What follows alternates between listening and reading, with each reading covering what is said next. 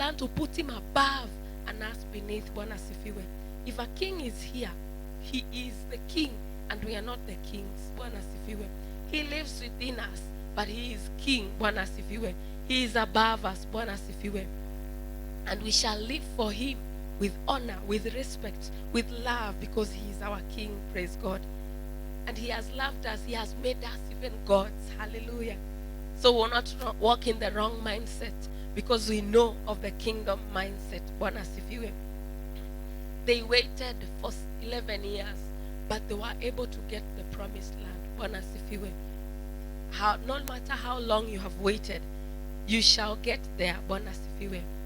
The Israelites thought that their enemies were the problem. Their mindset were about the enemies, but it was really their thinking.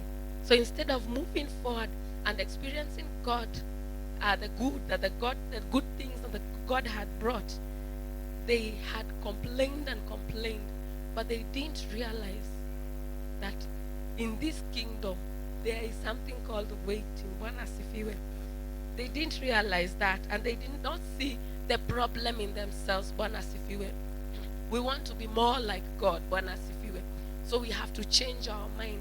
We have to change, understand the kingdom in a different way. Bwana asifiwe.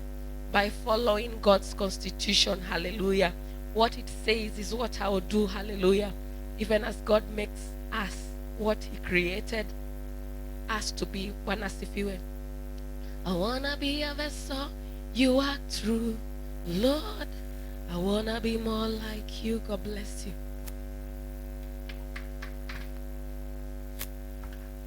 Hallelujah. I believe you can do better than that. Give a clap unto Jesus. Hallelujah.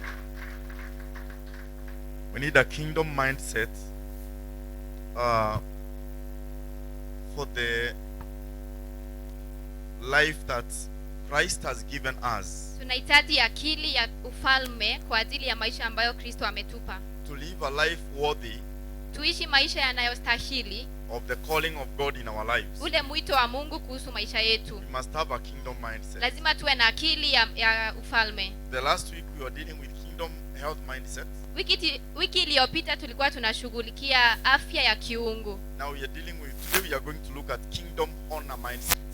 Leo tutashughulikia heshima, akili ya heshima ya ufalme. Praise the Lord Jesus Christ. Amen. Kingdom honor mindset. Akili ya heshima ya ufalme. Kingdom honor mindset. Akili ya heshima ya ufalme. Praise the Lord Jesus Christ. Amen. Hallelujah. Amen. It is important to understand Ni muhimu kuelewa that redemption is not reduction. ya kwamba ukombozi sio kupunguzwa. Praise the Lord. Amen. Hallelujah. Amen. Hata kama watu wameokoka wakati mwingine wanakaa kama punguani. Hallelujah. Amen. Wokovu sio kupungukiwa. Amen. Praise the Lord. Amen. Wokovu sio kupungukiwa. Salvation is not a reduction. Praise Jesus. Amen. Ukienda shule mingi If you go to many schools, utakuta ya kwamba wanafunzi wengi ufikiria kwamba wale watu wameokoka wako na kasoro. you'll find that many students think that the people who are saved have something wrong with them. Especially ukienda university. Sana sana kwenye vyuo vikuu.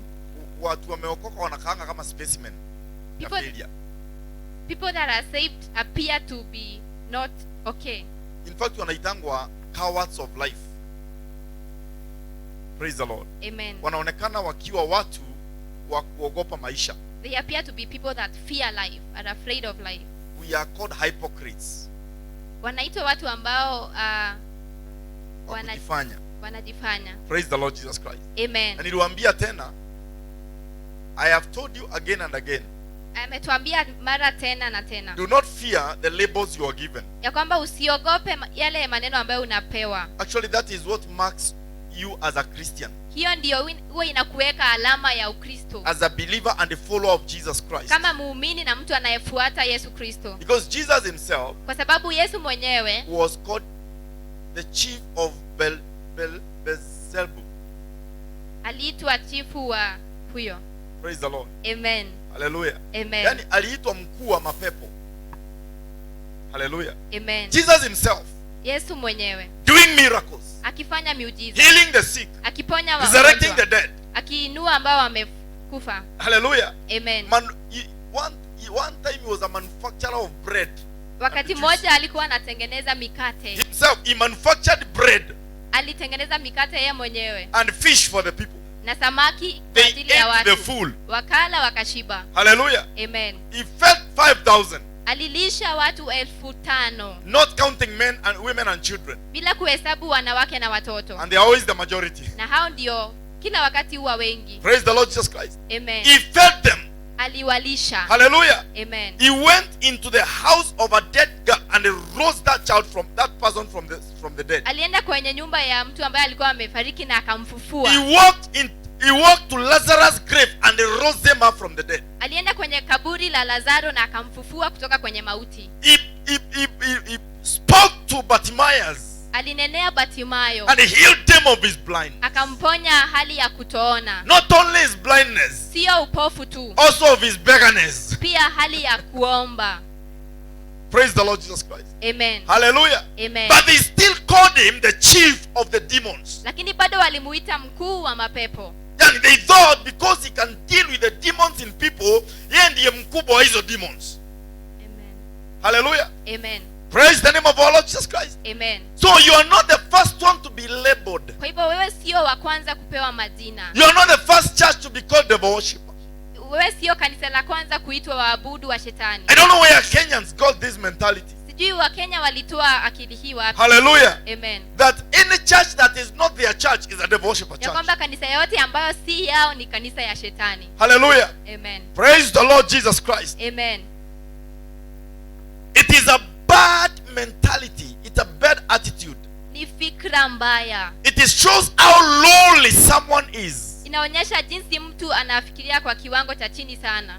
We must understand that we have been called to a kingdom of honor. Lazima tuelewe ya kwamba tumeitwa kwenye ufalme wa heshima. Nobody will give that to you if you don't have it yourself. Hakuna mtu atakupa hiyo kama hutaichukua wewe mwenyewe. No, if somebody tries to respect you and you don't respect yourself, Mtu akijaribu kukuheshimu kama wewe hujiheshimu mwenyewe, inakaanga utoto. it appears childness. Praise the Lord. Amen. Then somebody is very busy trying to decorate you with honor. Mtu anajaribu kukurembesha kwa heshima. But you are there wondering, sasa hizi ni za nini? Unaniweka hizi kofia za nini? Si nikae hivyo mimi niko sawa. Hallelujah. Amen. Anybody watching will say, ai watu wako na utoto. Praise the Lord. Amen. Kwani hawako wamemwambia watamweka hiyo kofia? Hallelujah. Amen. That is how we behave in this kingdom. Hivyo ndivyo huwa tunafanya kwenye ufalme huu. Many of us were taught, Wengi wetu walifundishwa. hallelujah, Amen. that holiness Ya kwamba haki is how you behave yourself. ni jinsi ambavyo unavyofanya mambo. Hello? Tulifunzwa mambo ambayo sio mazuri. You were taught things that are not right. Hallelujah. Amen. That holiness is a composure. Ya kwamba haki ni jinsi unavyojiweka. Hallelujah. Amen. Praise the Lord. Amen. That you come from your house. Ya kwamba unatoka kwenye nyumba yako. Hallelujah. Amen. The service starts at 10. Ibada inaanzia saa 4. It is 9:37. Ni saa 3 na dakika 37 I am at Wangige. na niko Wangige. So kwa hiyo barabara yote So on that path, watu wanafungua jackets.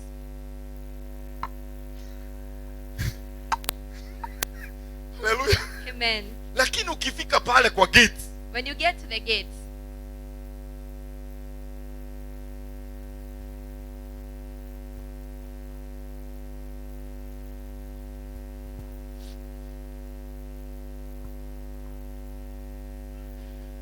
hallelujah. amen. Praise the Lord Jesus Christ. Amen. Tulifunzwa kuna njia ya kutembea wakati uko mtakatifu. You were taught that there is a way you walk when you are righteous. You are not taught righteousness. Au kufunzwa haki, You are taught piety. ulifunzwa jinsi ya kujiweka. Shokriani morungu etu mkaro.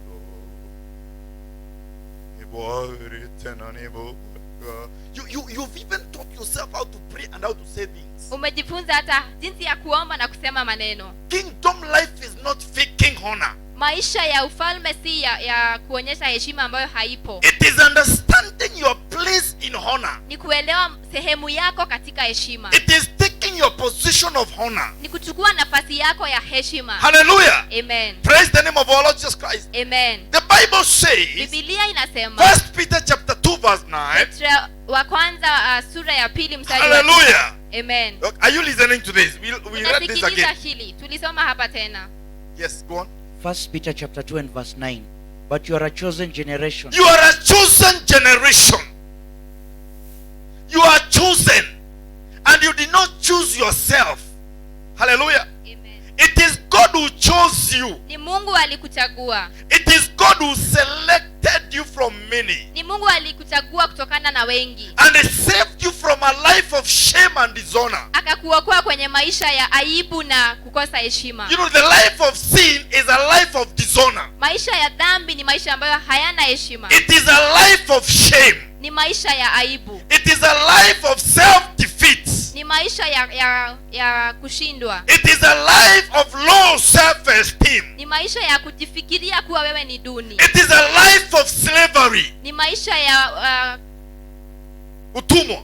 utumwa. You live as a slave of sin Unaishi kama mtumwa wa dhambi and a slave to sinners.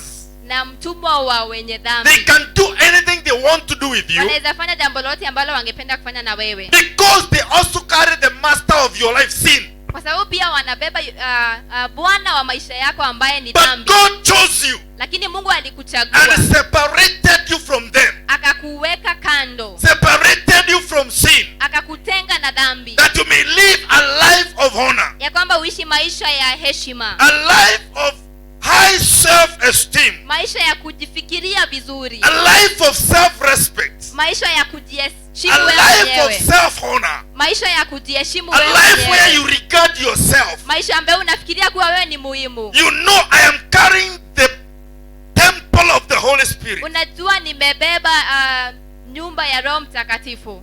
This house must be cleansed Nyumba hii lazima itakaswe in prayer and with water. kwa maombi na kwa maji. Hallelujah. Amen. Praise the Lord Jesus Christ. Amen. Yani lazima uoge kwa njia zote. You have Utaoga kwa maombi na utaenda bathroom.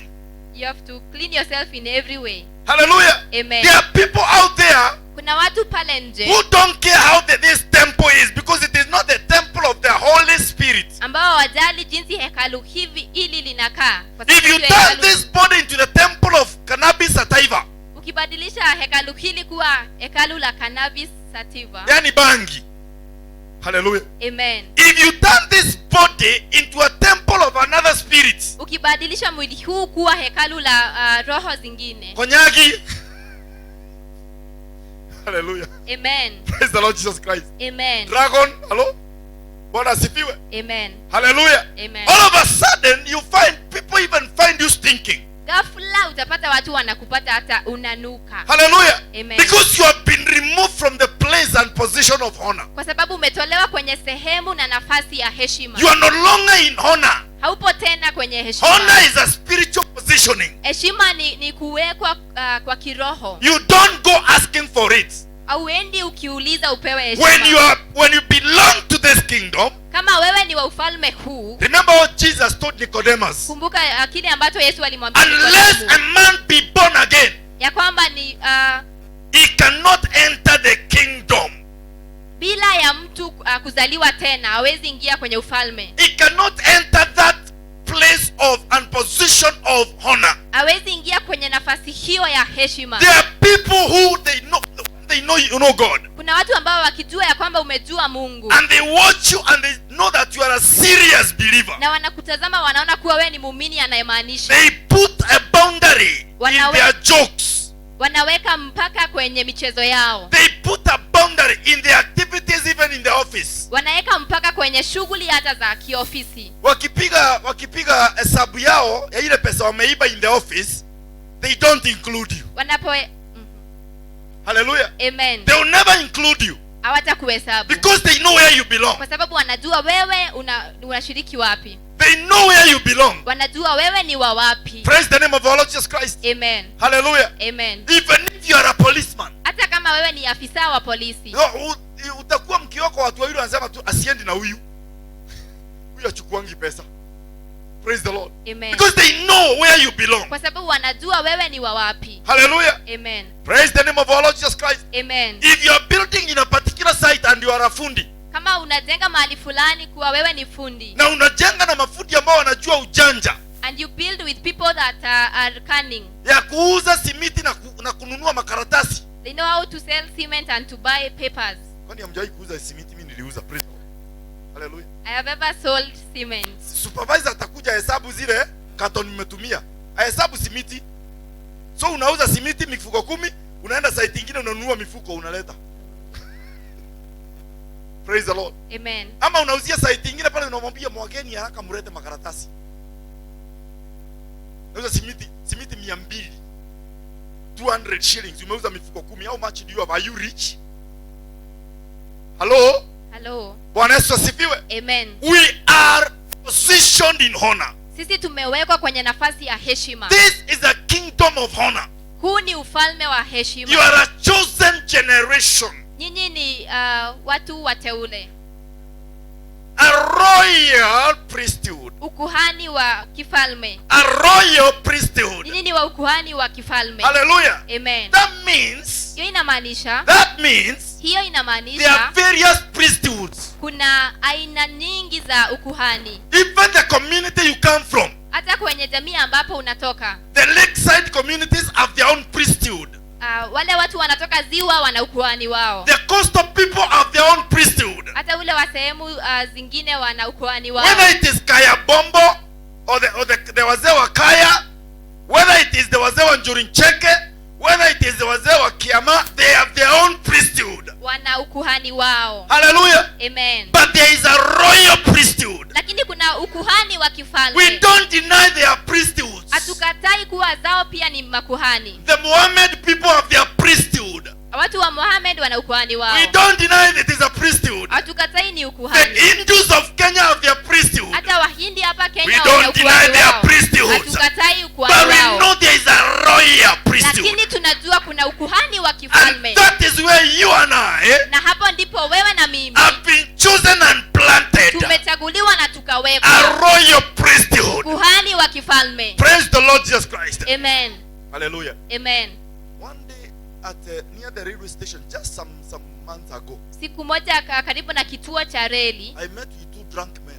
alipata walevi wawili. Hallelujah. So one Amen. of them came and almost fell on me. Mmoja wao karibu amwangukie. Kaangalia nikacheka. Sasa hata kucheka ni shida. Unacheka nini? Leo tunaweza kukupiga saa hii nao. Hiyo ndo tunafanya.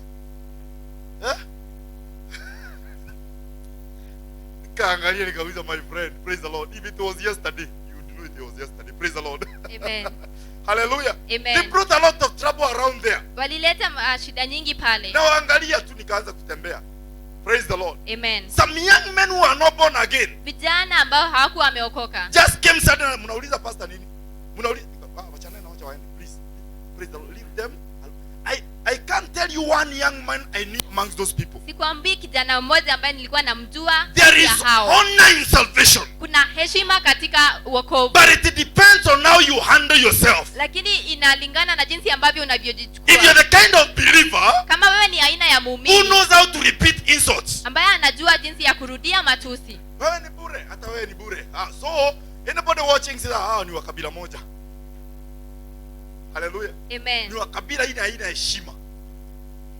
Hallelujah. Amen. But you need to know how to conduct yourself Lakini unafaa kujua jinsi ya kujiweka according to the royal priesthood. kulingana na ukuhani wa The kifalme. royal priesthood. Ukuhani wa kifalme. Unajua, when you know who you are, Unapojua wewe ni nani, when you carry the attributes unapobeba zile sifa of a royal priesthood, za ukuhani wa kifalme, even when you are in the wrong, hata kama ni wewe una makosa, sometimes people will just come to justify the wrong. wakati mwingine watu watakuja kukutetea. Praise the Lord Jesus Christ. Amen. Hallelujah. Amen.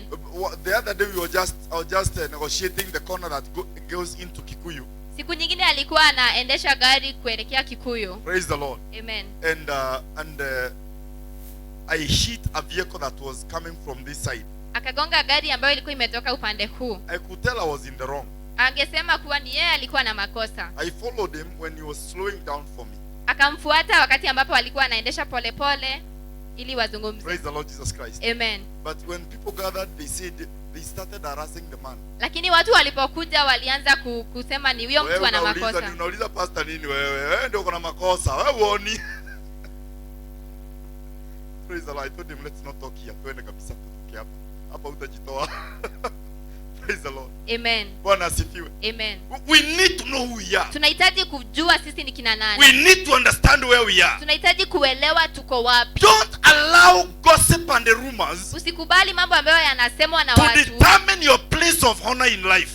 Uh, What you hear people saying out here. kuamua sehemu yako ya heshima kwenye maisha. You hear people saying now these days churches have become these days Nasikia watu wakisema siku hizi makanisa yamekuwa, the Christians only pretend. Wakristo siku hizi wanajifanya. Leave them alone. Waache. Leave them alone. Waache. They don't carry the truth. Hawabebi ukweli. They are only speaking the language of their father. Wanazungumza tu lugha ya baba The yao. devil, who is the father of lies, Shetani ambaye ni baba wa has uongo filled them with lies. amewajaza na But we uongo. know the truth. Lakini tunajua ukweli. We are a royal priesthood. Sisi ni watu wa ukuhani wa We are a kifalme. royal priesthood. Sisi ni watu wa ukuhani wa The other day we kifalme. were going to Muranga with people. I was taking some people for dowry negotiation. Siku nyingine walikuwa wameenda Murang'a kwa ajili ya kuzungumza kuhusu mahali. And the driver we had is the first one. Na dereva ambaye walikuwa naye alikuwa anaenda mbio. Hallelujah. Amen. He had not seen that there are some speed, the policemen who check speed ahead of us. Hakuona kulikuwa na afisa wa trafiki So they hapo stopped the car.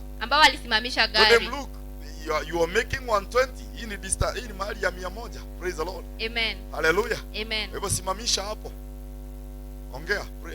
Tunaenda wapi? Tunaenda. They never listen to you. Wewe enda. Unajua vile utafanya. Praise the Lord. Ama ukae hapo. Amen. Kaenda tukakaa kwa gari. Praise the Lord. Amen. Then I decided, what are we sat here doing? Now the man was telling us, give me 1,000, we give him. Huyo mtu alikuwa anasema tumpe 1,000 ili apeane kama So, hongo. I stepped out. Kwa hivyo nikatoka kwenye gari. I went to the policeman. Nikaenda kwenye afisa. Just what is wrong with your driver? Nikamuuliza nini mbaya na dereva. Akauliza ni nini mbaya na dereva wangu. Kwani haelewi vile nimemwambia? Hello? Ni nini anangojea? Praise the name of our Lord Jesus Christ. Amen. Hallelujah. Amen. Nikamwambia pana amesema hapana, nimemwitisha nini? Nimemwitisha nini mimi? Praise the Lord. Amen. Now, he's still busy saying give me 1,000. Alikuwa bado anasema nipe 1,000. Hawezi kuchukua less than 1,000. They cannot take less chini ya 1,000. So I think he looked for 200 akampatia. But the man was not asking. Praise the Lord. He had already changed his language. Huyo mtu alikuwa amebadilisha lugha yake. We need to know who we are. Tunahitaji kujua sisi ni kina nani. But many times, Lakini wakati when mwingi we are faced with challenges, tunapokumbwa na matatizo we don't respond with honor. huwa hatufanyi kulingana na heshima. We don't respond like the royal priesthood. Hatufanyi mambo kama ukuhani wa kifalme. Hallelujah. Amen. We have our own ways. Tuko na njia zetu. When we are insulted, we insult. Tukitukanwa tunatukana. Ukirushwa mawe unarusha. Praise the Lord Jesus Christ. Amen. That is not royal priesthood. Huo sio ukuhani wa kifalme. We are not Al-Shabaab. Sisi sio magaidi wa Al-Shabaab. An eye for an eye. Jicho kwa jicho. And a tooth for a tooth.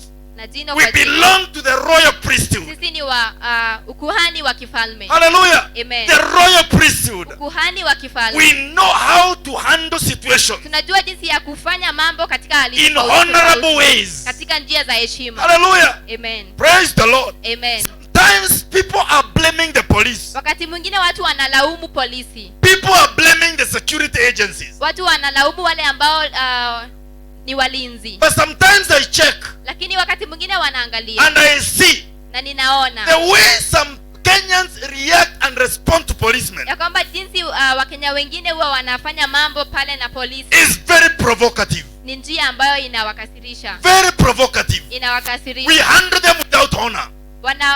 Hawaheshimu. We handle them without respect. Huwa hatuwaheshimu. Hallelujah. Amen. Praise the Lord Jesus Christ. Amen. And they deserve it. Na wanastahili So hiyo in the heshima. process, Kwa hivyo katika hali he hiyo responds according to his kingdom. anafanya mambo kulingana na ufalme Because wake. you have shown him the kind of kingdom you carry. Kwa sababu umemwonyesha ufalme ambao unabeba. Hallelujah. Amen. Leo unasimamishwa na polisi unaanza kumuita karau. Karau ni nini? What is karao? Hello? Praise the Lord. Amen. Polisi anakuita kuja hapa. Nimefanya nini?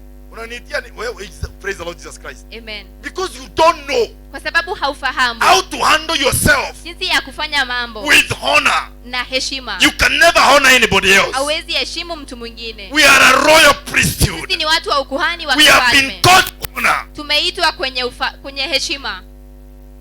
We are a holy nation. Continue. A holy nation, that you should show forth the praises of him who has called you out of darkness into his marvelous light. You need to show, hallelujah. Tunahitaji kuonyesha. You need to show what? You need to show forth the praises of him who has called you out of darkness into his That marvelous means light. you need to show the honor Inamaanisha tunafaa kuonyesha heshima of your caller. ya yule ambaye amekuita. Praise the Lord Jesus Christ. Amen. In your talking, you need to show the honor Katika kuzungumza kwako unahitaji kuonyesha heshima of the one who has called you ya yule ambaye amekuita from the kingdom of darkness. kutoka kwenye ufalme wa giza. The kingdom of darkness is a kingdom of dishonor. Ufalme wa giza ni ufalme ambao hauna heshima. It's a kingdom of shame. Ni ufalme wa aibu. It's a kingdom of ukatili. Praise the Lord Jesus Christ. Amen. Hallelujah. Amen. It is the kingdom of unkind words. Ni ufalme wa maneno ambayo The hayafai. kingdom of insults and abuses. Ufalme wa matusi. It is the kingdom of disrespect. Ni ufalme ambao hauna heshima kabisa. Hallelujah. Amen. Praise the Lord Jesus Christ. Amen. But he has called you out of there. Lakini amekuita utoke pale. Now you're supposed to show his praises. Sasa unafaa kuonyesha sifa zake. His praises is not singing to him. His praises does not mean singing to him. Sifa zake haimaanishi kumwimbia. It is showing the honor of God in your Ni life. kuonyesha heshima ya Mungu kwenye maisha yako. What would have God done in this situation? Nini Mungu angefanya katika hali hii? What would have God said in this situation? Hapa ni nini Mungu angesema? What would have God done in this situation? Ni nini Mungu angefanya katika hali hii? Hallelujah. Amen. Praise the name of our Lord Jesus Christ. Amen. We need a kingdom honor mindset Tunahitaji akili ya heshima ya to know kifalme. that you've been called to a honorable kingdom, Kujua ya kwamba tumeitwa kwenye ufalme wa heshima. the kingdom of light. Ufalme wa mwanga. Hallelujah. Amen. The kingdom of light. Ufalme wa mwanga. The kingdom of light Ufalme wa mwanga. is the kingdom of right. Ni ufalme ambao unafaa. Hallelujah. Amen. I'm saying the kingdom of light, Ufalme wa mwanga it is the kingdom of right. ni ufalme ambao unafaa. Hallelujah. Amen. Hallelujah. Ufalme wa mwangaza ama wa nuru ni ufalme wa haki. Hallelujah. Amen. So praise the Lord Jesus Christ. Amen. Uko na haki katika matendo yako, uko na haki katika maneno yako, uko Amen. na haki katika mienendo yako. How do you treat others? Leave alone God. How do you treat others? How do you treat your parents? Wewe unafanya mambo kwa njia gani ukiwa na wazazi wako? Hallelujah. Amen. Hello. Sema mama, mami. Ongea haraka, unajua ni pesa tunatumia. Talk quickly, we are using money. Hii simu haitumiangi stima tu, inatumianga pesa. This phone does not just use power, it uses airtime. Ongea haraka kama nikate. Talk quickly or I end the call. Hello. Wewe sema tu unajua ni pesa, unaomba uniambie ni ngapi. Just say I know it's money, say it's how much you want. That's you are speaking to your mother. Unazungumzia mama yako. Hallelujah. Amen. That's your father. Huyo ni baba yako. That's your elder brother. Huyo ni ndugu yako That's mkubwa. your sister or brother. Huyo ni dada yako. No, you ama need to ndugu learn yako. how to handle them. Unafaa kujua jinsi ya kufanya mambo. Many times in our families, Wakati mwingi kwenye familia, some people never overcome sibling rivalry. wakati watu wengi huwa washindi Ushindani katikati ya watoto.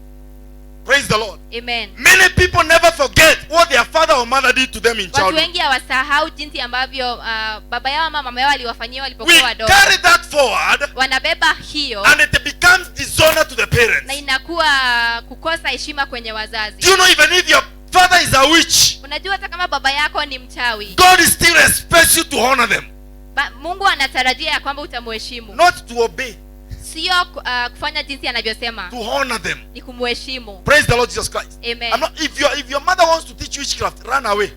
Kama baba yako anataka kufunza kuwa mchawi, Disobey. toroka.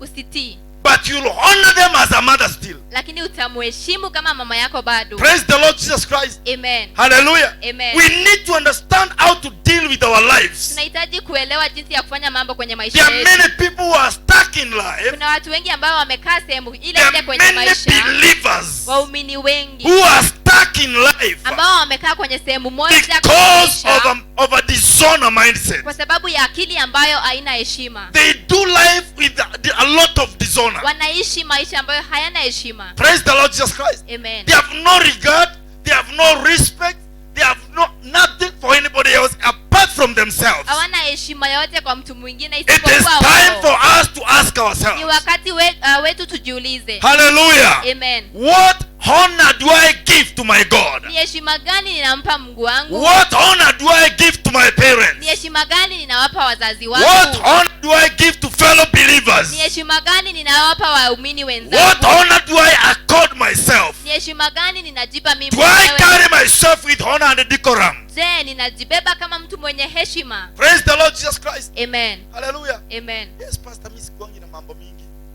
Hallelujah. Amen. Hallelujah. Amen. Kingdom citizen. Hallelujah. Amen. Kingdom what? Mtu wa ufalme. Hallelujah. Amen. Unapitianga kwa barabara unanunua mahindi mbili. Moja ya kuchemsha na nyingine hallelujah. Choma. Ya kuchoma. Unazishika hivi, praise the Lord. Amen. Hallelujah. Amen.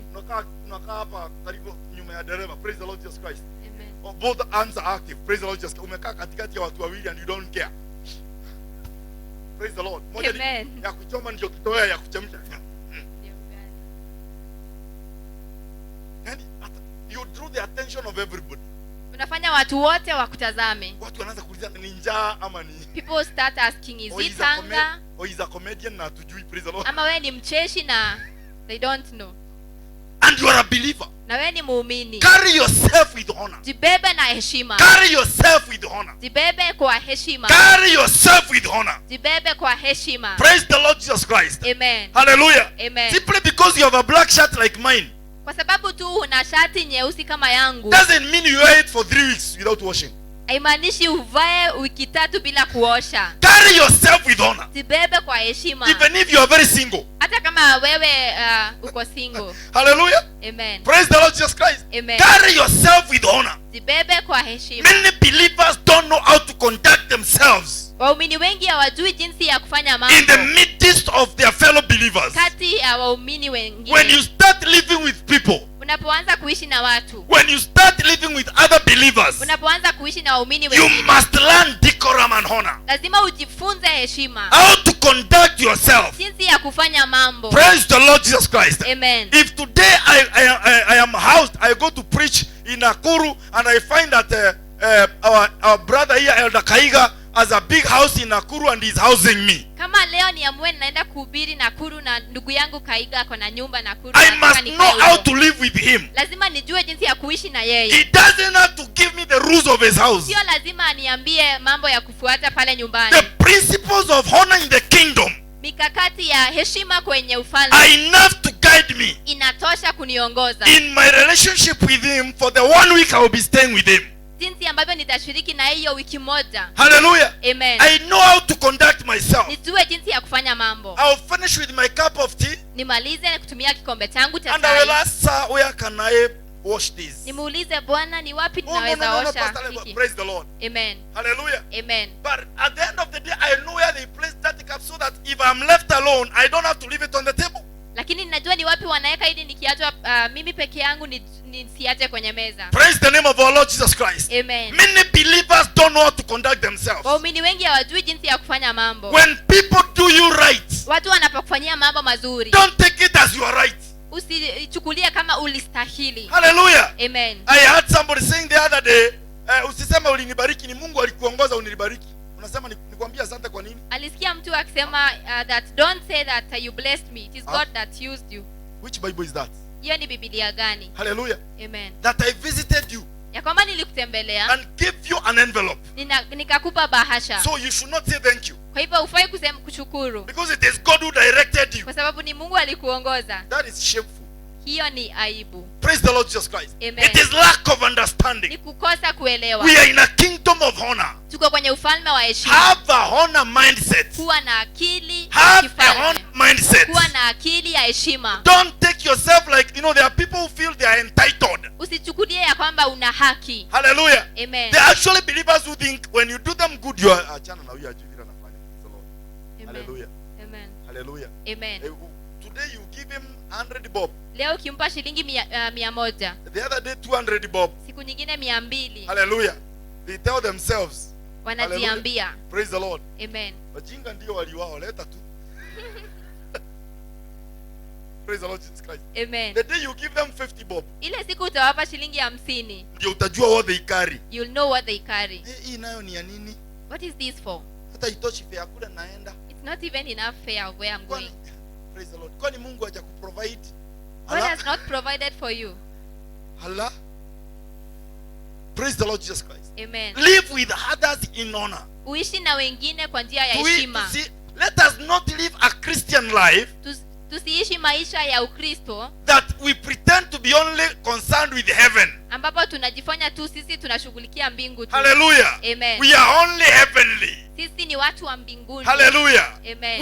Our salvation has nothing to do with men on earth. Wokovu wetu hauna kitu chochote cha kufanya na wanadamu It's all duniani. about God in heaven. Ni kuhusu Mungu peke yake mbinguni. I will only please God. Nitafurahisha Mungu tu. It doesn't mean that you please God by dishonoring men. Haimaanishi ya kwamba ufurahishe Mungu kwa kutoheshimu wanadamu. God is not pleased when you dishonor believers. Mungu hafurahii unapokosa kuheshimu God waumini is wenzako. not pleased when you dishonor the body of Christ. Mungu hafurahii unapokosa kuheshimu mwili wa God Kristo. is not pleased when you dishonor the temple of the Holy Mungu Spirit. hafurahii unapokosa kuheshimu hekalu la Roho Mtakatifu. That's why I tell even the prayer warriors here, the intercessors. Ndio maana huwa ninaambia waombezi hapa. Praise the Lord. Amen. Be careful how you handle this body. Chunga jinsi ambavyo unafanya mambo kwenye mwili huu, kwenye There's a hekalu. way you position yourself. Kuna jinsi You unavyojiweka, dishonor your own body. unakosa kujiheshimu. That means you disregard your own body. Unakosa kuheshimu mwili wako. You disrespect the body. Unakosa kuheshimu mwili wako. It will react. Let me show you how. Praise the Lord. Utakushughulikia. I know how prayerful you are. Ninajua jinsi wewe ni mwombezi sana. Amua hii wiki hautalala hata siku moja. Decide that this week you won't sleep even one day. Even one night hautalala. Praise the Lord. Amen. Hallelujah. Amen. Praise the Lord. Amen. You will see what will face you. Utaona utakumbana na nini. Hallelujah. Amen. Praise the name of our Lord Jesus Christ. Amen. Those people who are praying here, if you are praying in this place, Wale ambao wanaomba hapa, kama unaomba hapa, because nimeona kuna watu wanapenda sana kufanya maombi ya prostrates. Hallelujah, ya kukaa prostrate, kulala hivi, kulala tambarare. Hallelujah, inataka tambarare. Oh. Praise the Lord. Amen. Oh, kulala flat. Praise the Lord, sio tambarare. Unalala flat, kifundi. Kifundi. Praise the Lord Jesus Christ. Amen. Hallelujah. Amen. Fundi analanga hivyo ama ni nini hiyo sasa? Fundi hivyo. Bwana asifiwe. Amen. Bwana asifiwe. Amen. Be careful. Chunga. Be careful. Chunga. Praise the Lord Jesus Christ. Amen. Take care of your body. Chunga mwili wako. Lie on something. Lalia kitu. Look for a mat and lie on Tafuta it. mkeka ulalie. Don't lie on this floor. Usilalie sakafu hii. Hallelujah. Amen. You start treating cold. Utaanza kutibu baridi. And God is not against your prayers. Na Mungu hayuko kinyume na maombi yako. Hata shetani hana haja. Even the devil is not Ni interested. mwili tu. It's just your body Uko hivyo. that is like Learn how that. to honor.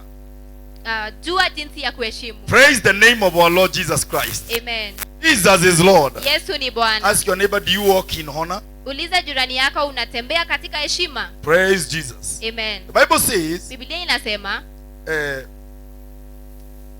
in the book of Proverbs chapter 3 verse 35, katika Mithali 3 mstari wa 35, Proverbs chapter 3 and verse 35. The wise shall inherit glory, but shame shall be the promotion of fools. hallelujah. Amen. The wise shall inherit, Glory. but shame shall be the inheritance of fools. Another word for glory is honor. So the Bible says the wise shall inherit what?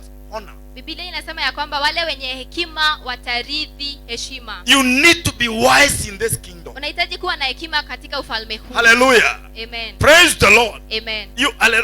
This is a kingdom of honor. That's what I mean. Huu ni ufalme wa heshima. We serve the all-wise God. Tunatumikia Mungu ambaye ni mwenye hekima yote. The all wisdom of God Hekima yote ya Mungu is embodied in the lordship of our Master Jesus Christ. imewekwa kwenye kwenye Bwana wetu Yesu Kristo. In His name we are saved. Katika jina lake That means we tumekombolewa. partake of His identity. Ya kwamba sisi tunashiriki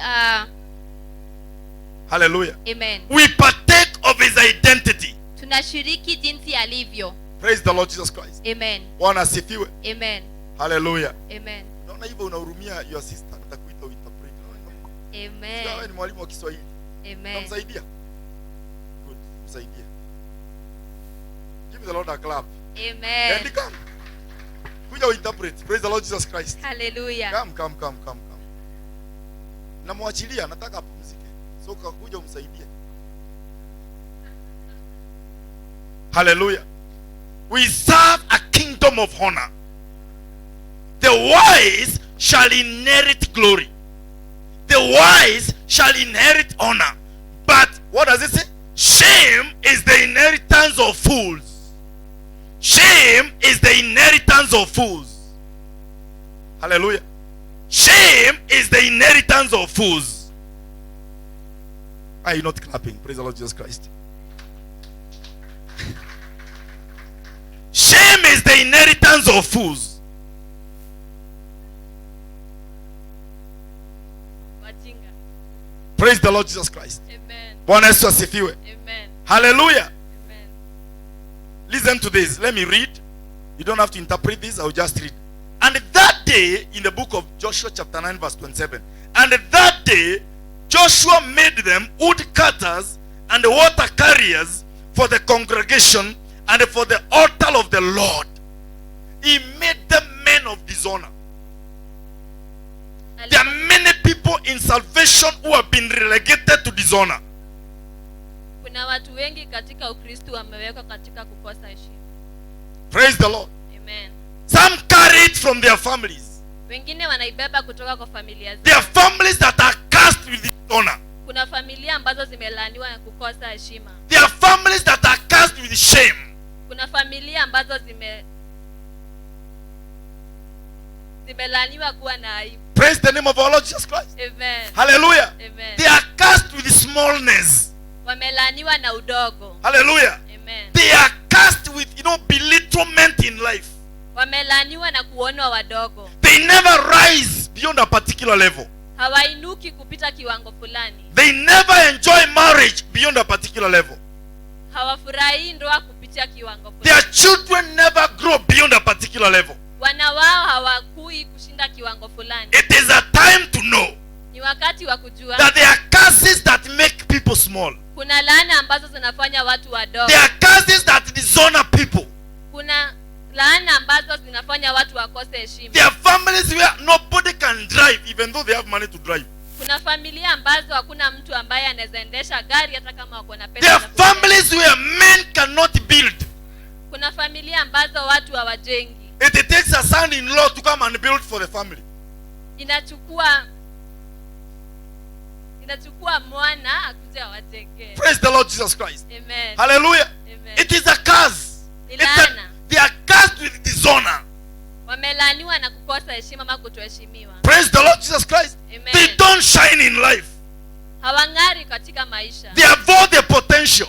Wana uwezo. They avoid the potential for professors in the family. Wana uwezo wa kuwa maprofesa. They have potential for politicians in the family. Wana uwezo wa kuwa wanasiasa. They have potential for managers and CEOs in the family. Wana uwezo wa kuwa meneja. But there is a curse. Lakini kuna laana. There is a spirit of dishonor Kuna roho wa kukosa heshima that pursues the family. yenye nafuata familia. Joshua cursed these people Joshua alilaani watu hawa to be woodcutters. kuwa wakata mbao. Hallelujah. Amen. Hallelujah. Amen. Wood, yani ni watu ni kuni, sio mbao ni nyingine. Praise the Lord. Wakata kuni. Hallelujah. Wakata kuni, praise the Lord, na wachota maji katika madhabahu. Hallelujah. Amen. Eternally. And the Bible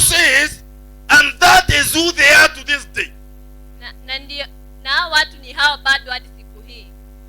Praise the Lord Jesus Christ. Amen. Hallelujah. Amen. That is why when we come to salvation, Ndio maana tukikuta kwa wokovu we are told we are born again. tunaambiwa tumezaliwa tena, Because where you are born first, kwa sababu ulikozaliwa kwanza, hallelujah, Amen, you carry the seed of dishonor. unabeba mbegu ya kutoheshimiwa. It doesn't matter who you are. Haijalishi wewe ni nani, Because you carry the Adamic sin, the Adamic nature. kwa sababu umebeba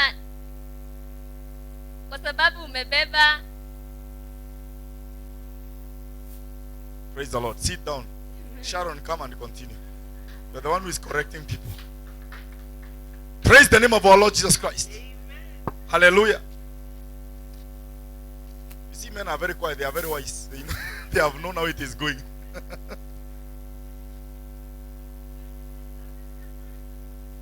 Before you are born again, you are carrying the Adamic nature. Kabla uzaliwe tena ulikuwa umebeba mbegu ya Adamu. Hallelujah. Amen. And the Adamic nature is a nature of dishonor before God. Mbegu ya Adamu ni mbegu ya kutoheshimika mbele za Mungu. But now here you are, Lakini hapa sasa ulipo born again. umezaliwa tena. That means you have been born a second time in a family of honor. Inamaanisha umezaliwa mara ya pili kwa familia ya heshima. In a position of honor. Mahali pa heshima. In a placement of regard and respect. Ina mahali pa heshima. Praise the Lord Jesus Christ. Amen. Breathe, Paul. Praise the Lord. Don't. Praise the name of our Lord Jesus Christ. Amen. Hallelujah. He cast them. Joshua cast them. Aliwalaani, Joshua aliwalaani. He relegated them to a lowly position. Aliwaweka mahali pa udogo. Say my family. Sema familia yangu. Say my family Sema my family carries the seed of honor. inabeba mbegu ya Because I'm alive kwa sababu niko uhai in Christ, in my family, kwa familia yangu I declare na we carry the seed of honor. tunabeba mbegu ya In the heshima name of Jesus, katika jina la Yesu. we carry the seed of honor. Tunabeba mbegu ya heshima. We carry the seed of greatness. Tunabeba mbegu ya ukuu. No more shame in my life. Hakuna aibu tena. No more disrespect in my life. Hakuna kutoheshimika No tena. more belittlement in my life. Hakuna kufanywa udogo No tena. more disregard in my life. Hakuna In the name of Jesus Christ, katika jina la Yesu I Kristo. am the royal priesthood. Mimi ni mkuu. I am honorable. Nimeheshimika In the name of Jesus. katika jina la Yesu. Amen. Amen. In the book of 1 Samuel chapter 2 verse 30, Kitabu cha Samueli 2:30.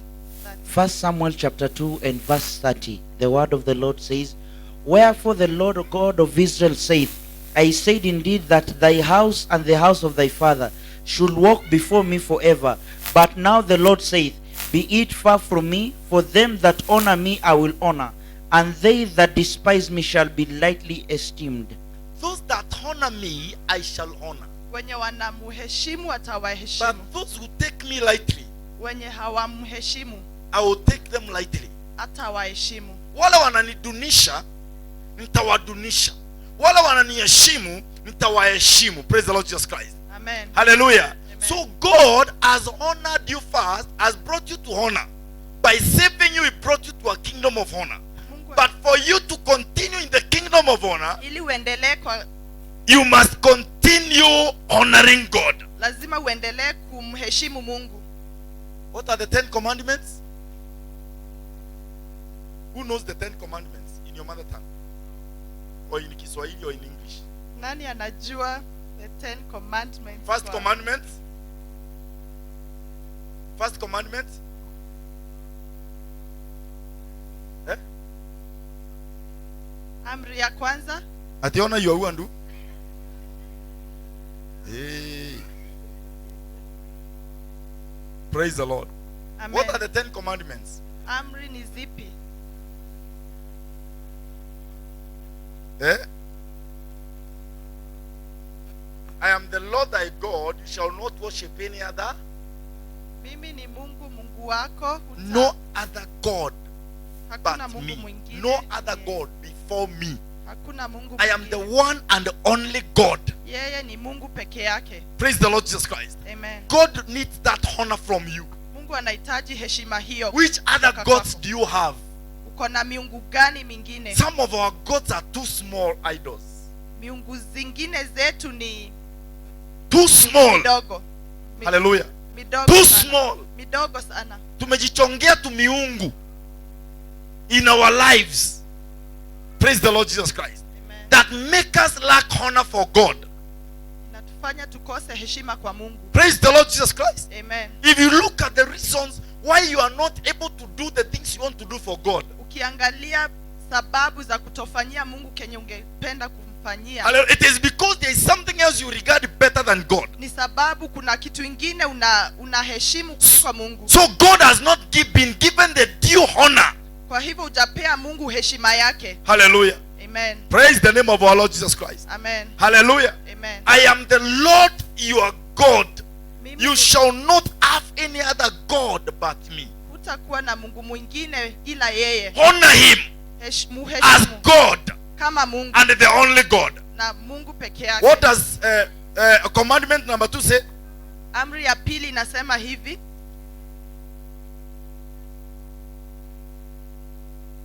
Hallelujah. Praise the Lord Jesus Christ. Say it again. Sema tena. Hallelujah. Number 3. Hallelujah. And number 4. Number 5. Praise the Lord Jesus Christ. Bwana asifiwe. What does those commandments talk about? Amri hizo zinaongelea nini? Zinaanza na honor to God. Zinaanza na heshima kwa Mungu. Honor to God. Heshima kwa Mungu. Then, hallelujah. Halafu The first 3 is honor to God. za kwanza 3 ni heshima kwa Mungu. Praise the Lord Jesus Christ. Amen. Then we have honor to parents. Halafu tuna heshima kwa wazazi. Bwana asifiwe. Amen. Then we have honor to the community. Praise the Lord Jesus Christ. Halafu- Others. Hallelujah. Amen. Praise the Lord. Amen. Bwana Yesu asifiwe. Amen. How do you treat other people's property? How do you treat your neighbors? The kingdom we are in is a kingdom of honor. Honor is a central nerve Heshima. in the kingdom operations. Hallelujah. Amen. Tell somebody honor. Ambia mtu Tell heshima. somebody honor. Ambia mtu heshima. Bwana asifiwe. Amen. This is one of the things, what you don't give, you don't expect it back. Kenye hupeani utarajii kupata. How do you honor God? Unaheshimu Mungu vipi? You can't tell me you honor God. Huwezi sema unaheshimu Mungu. Allow me to preach this. Niruhusu ni And I'm not preaching hubiri so that anybody will give. na sihubiri ili mtu apeane. You can't tell me you honor God. Huwezi sema unaheshimu Mungu. Hallelujah. Amen. If in your house Kama kwa nyumba yako you had let's say you had 850 shillings. ulikuwa na shilingi 850. Hallelujah. Amen. Kendi nini kwani ulikuwa nazo? Praise the Lord. Hallelujah. Then you calculated. Alafu ukahesabu. Hallelujah. Amen. Ukaona fare mpaka hapa ni 50 bob. Ukaona nauli mpaka hapa ni 50. So ukaweka 50 kwa mfuko. Ukaweka 50 kwa mfuko. Na ukachukua 100 ukaweka hiyo mfuko ingine. Ukachukua Ukasema hiyo ni ya kurudi. Praise the Lord. Hallelujah. Praise the Lord. And at the end of the day, mwisho wa siku of all the calculations you have done kwa mahesabu yako in yote, your life, you have never sat down. kwa maisha yako hujai keti. Unaweza kaa chini sasa, wapigieni makofi. Praise the Lord Jesus Christ. Katika maisha yenu haujawahi kufikiria ya kwamba sitting down to think what I give God is something. Hallelujah. You never sit down to calculate how much. You can calculate how much you are coming with to church, but you don't calculate how much you give to God. It is not enough to give tithe. Tithe is a commandment. Hallelujah. Many people give tithe because it is a commandment. It's a must. Na tulifunzwa hivyo na tukashika. But when you are told give love offering, no, you are earning 50k, so you give a tithe of 5,000. But when you give the other offering, the love offering, you give 20 bob. So Hallelujah. You only wait for God to command. You are not run by the grace, by the love of God through grace. You are run by commandments. It has never bothered you how much you give in church. There's a problem of honor. Hallelujah. I told you how one day I got tired of giving 50 shillings in church. I sat down and asked myself, kwani nimelaaniwa? Kila siku. And then I realized, I don't know how the devil was manipulating it. There's no time I give a new note. Nikanoti kazee kanakaa kama kametoka kwa mdomo ya ng'ombe. Praise the Lord. And then I saw also the way I was holding that money, there was no honor in it. Throughout the service kwa mkono. Hello? You are still meditating. Ama niende ama nitoe 20. Unaifinya, ina sweat, hallelujah, inaisha rangi. We must have honor in the way we relate with God. So that if you give your 50 bob, you give it from your heart and with honor. If you give your 20 bob, you give it with honor. And you start telling God, Lord, I am tired with this level of giving. It is not in order for a believer to give a tithe of 5,000, but give a love offering of 20 bob. It is not in order. There is nobody who cast you that you'll only be giving an offering of 100 bob in church.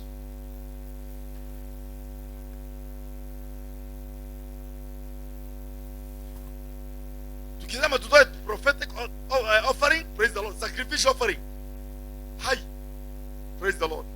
Ukitoa 500 hata unaipiga picha hivyo unaikumbuka.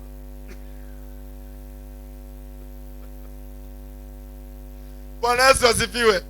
Be happy. We are talking. Praise the Lord. We are helping one another. Bwana asifiwe. You will know the reason why many people don't find a difference between church and coming to church and not going to church ni hivi ya kwamba tunakuja kanisani lakini hatuna heshima na yule Mungu tumekuja kuabudu. Sisemi heshima ni katika pesa, hapana, but nasema the things that we do. Have you noticed that these people don't need in church? Hallelujah. Hi, praise the Lord. Hi, well, Bishop, hapana. Archbishop apige magoti hapana. Praise the Lord Jesus Christ. Hallelujah. Na tumesoma kutoka kwetu. We never kneel before God, but we know how to kneel. Hewe Mungu Baba, toturetie maruma nkorosieto. Yani unaomba Mungu, unamuelezea vile umepiga magoti kwa roho. Yani you are praying, you are telling God umepiga magoti kwa, si upiga magoti yenyewe, kwa nini unamuelezea? Is it ni Mungu tu anapaswa kuelewa, si hata wewe uelewe upige? Hallelujah. We are losing it as believers. We have become too sophisticated. Naona mtu kabla apige magoti anaangalia, praise the Lord Jesus Christ. Hallelujah. Alafu akiamka, praise the Lord. Sasa tunajua Mungu pia utanipea hata kupeleka dry clean.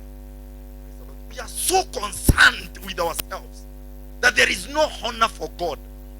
There is no, and when there is no honor for God, there will be no honor in families. There will be no honor in marriages. There will be no honor amongst the believers. Hallelujah. We need to return to the place of honor to our God. Where what I do for God. Do you know why wazee wengine walikuwa unaona kwa kijiji mtu alikuwa ananunua suti ya kuendanga kanisa peke yake na tai. Ni ile heshima ako nayo kwa hiyo nyumba ya Bwana. Si ati ajionyeshe, ni moja. Nao inapigwa pasi, praise the Lord. Nile ilikuwa inasemekana inakata nini, praise the Lord. Inakata inzi. He has a honor for that day called Sunday. He has a honor for the place where he is going to church. He has a honor for his God. That's why you find in most of those churches there was a lot of order. Kulikuwa na mzee wa kuhakikisha watu wamenyamaza kanisani. Hallelujah. Na kuna authority ya kukutoa nje. Praise the Lord Jesus Christ. Kuna mzee wa kufunga mlango neno likianza. Na utakuta amefanya hiyo kazi 30 years na achokangi. Na ako very serious. Anavanga suit kwa hiyo kazi tu. Simama hapo. Ni wakati wa neno. Praise. Hata kama ulikuwa umesimama hapa, praise the Lord, unafungiwa huko nje. We must have honor for God. You know, let me tell you one of the most interesting, acha tusaidiane wa Kristo. Praise the Lord Jesus Christ. One of the most interesting things about us Christians is our timing with God. Vile tunajitime katika mambo ya kiungu, we have become very poor. Mnataka tujaribu tuweke ibada next Sunday tuanze 11. Next Sunday tuanze ibada 11. You expect that everybody will be here, but you find people will come at 12:30.